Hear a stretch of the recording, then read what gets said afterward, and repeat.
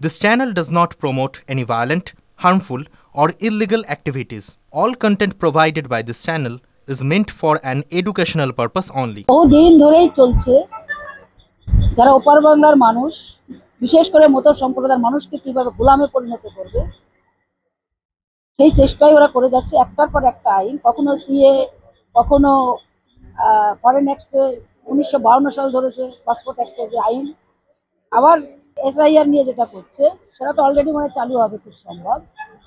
তো এটা সব থেকে যদি ক্ষতিগ্রস্ত হয় তাহলে মতো সম্প্রদায়ের মানুষই সব থেকে ক্ষতিগ্রস্ত হবে। এবং ওরা চাইছে মতো ধর্মের যে আইডিওলজি, যার দর্শন বিজেপির সঙ্গে তো মেলে না, সেটা আরএসএস এর সঙ্গে আমাদের মেলে না, এবং ওরা ওটাকে দেখছে যে মনুবাদী বাইরে হচ্ছে মতো ধর্ম, তার প্রতিবাদী করেছে হরিপুর চাঁদ। তার জন্য এদের কিভাবে ধ্বংস করা যায় আইনের মাধ্যমে সেটা চেষ্টা করছে। একটা ভয়াবহ পরিস্থিতি।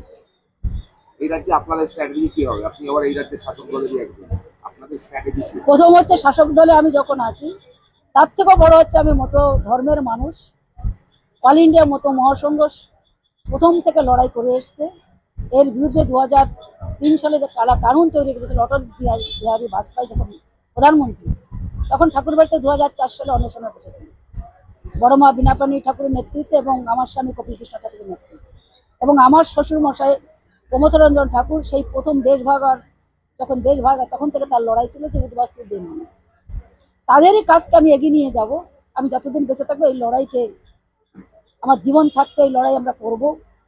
আমরা বিভিন্ন জায়গা আমাদের শুরু হয়ে গেছে, বিভিন্ন বিধানসভায় আমরা এর বিরুদ্ধে আচরণ করছি, প্রতিবাদ করছি, এবং এরপর লোকসভা থেকে শুরু হবে আমাদের আগামী বড় মার জন্মোৎসবে 19 অক্টোবর রাত 12টার পরে আমাদের বীণাপাণি ঠাকুরের জন্মোৎসব আমরা ঘোষণা করব যে কলকাতার বুকে আমরা কবে বৃহত্তর আকারে আন্দোলন করব।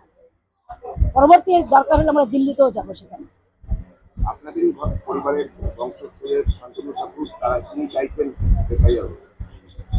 বংশে অনেকে ভালো মন্দ নিয়ে জগৎ, বংশে যদি কুলঙ্গার জন্ম নেয়, এই জাতিকে ধ্বংস করার জন্য কাউকে যদি প্রয়োজন হয় সেটা শান্তনু ঠাকুরকে নিয়েছে। রাবণকে মারতে পারত না রাম যদি বিভীষণকে টেনে না নিত। মতো ধর্মের বিভীষণ হচ্ছে ঠাকুর বাড়ির শান্তনু ঠাকুর, তাকে নিয়ে এই ধ্বংসলীলা শুরু করেছে আরএসএস এবং বিজেপি। তার জবাবটা মতোরাই দেবে।